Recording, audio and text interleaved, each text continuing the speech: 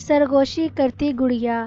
اس کہانی کی شروعات میں ہم دیکھتے ہیں ایک ہینا نام کی لڑکی ہے۔ ہینا کو ایک پرانی گڑیا ایک پرانی چیزوں کی دکان سے ملی۔ یہ گڑیا خاصی پرانی اور پراسرار دکھائی دے رہی تھی۔ اس کا چہرہ چینی کا بنا ہوا تھا اور آنکھیں شیشے کی تھی جو بالکل حقیقی لگتی تھی۔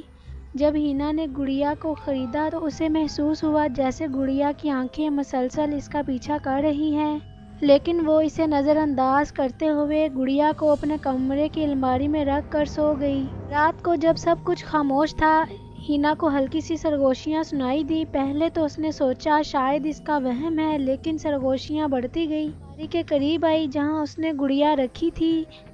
ہینا نے ڈرتے ہوئے الماری کو کھولا مگر کچھ نظر نہیں آیا۔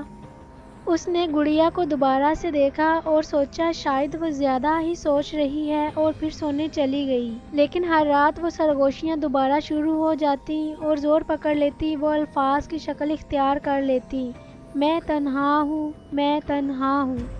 وہ گڑیا ہینا کو سوتے ہوئے گھور رہی تھی۔ اچانک ہینا کی آنکھ کھل گئی اور خوف زدہ ہو گئی۔ وہ گڑیا سارے گھر میں گھومتی تھی۔ ہینا کے پیرنٹس کو بھی اس گڑیا نے مار دیا۔ اگلی صبح جب ہینا سو رہی تھی، گڑیا اب الماری میں نہیں اس کے بستر پر بیٹھی ہوئی ہے، بالکل اس کے سامنے، اس کی آنکھوں میں آنکھیں ڈالے۔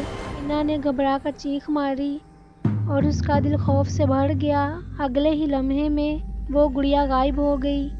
اس کے بعد ہینا کو وہ گڑیا کہیں بھی نظر نہیں آئی، لیکن اس کی دیوار پر ایک پیغام لکھا ہوا تھا، اب تم بھی تنہا ہو۔ اس کہانی کے پورے منظر میں خوف اور دہشت کی کیفیت نمایاں ہے جو دیکھنے والے کو بے چین کر دیتی ہے۔